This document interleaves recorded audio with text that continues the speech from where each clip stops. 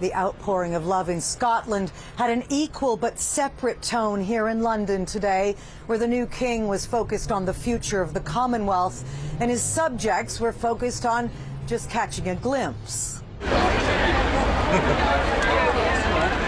In a city of 1,000 destinations right now, there's only one. Get as close to Buckingham Palace as humanly possible. Oh, nice, but this is primarily a crossing point. We do stop, make it quick, and keep it going. 2 million people a day are the early estimates to pay their respects. Sunday afternoon, the new king drove down the Mall, waving to well-wishers on his way through the gates to host high commissioners of Commonwealth countries. The immediacy of the meeting suggests this is a personal priority to protect the Union of Nations his mother devoted much of her life to, perhaps her proudest legacy. Canada's High Commissioner Ralph Goodale was there. What was the messaging today? The messaging was primarily about the family relationship within the Commonwealth, how this institution started in very small terms back in 1952 when the Queen came to the throne. It was a pretty fledgling kind of organization, and now it's 56 countries. In fact, the membership's going up, not down. Several of the countries that were in the room may be considering a future change, but they were very clear in saying that's for future consideration. Only 14 former colonies, including Canada, retain the monarch as head of state.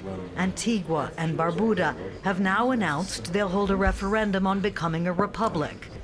The Queen visited Canada 22 times and worked to rebuild relations with Indigenous communities still impacted by a harsh history of colonization. While most Canadians admired the Queen, 51% want to cut ties. And that will be an important challenge for King Charles.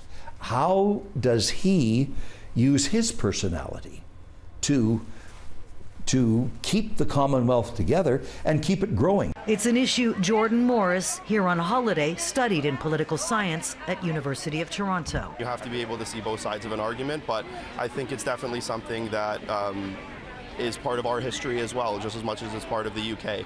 And having a respect for that history and understanding, why we are a constitutional monarchy, I think is very important. Certainly in this crowd, the opinion favors the monarchy.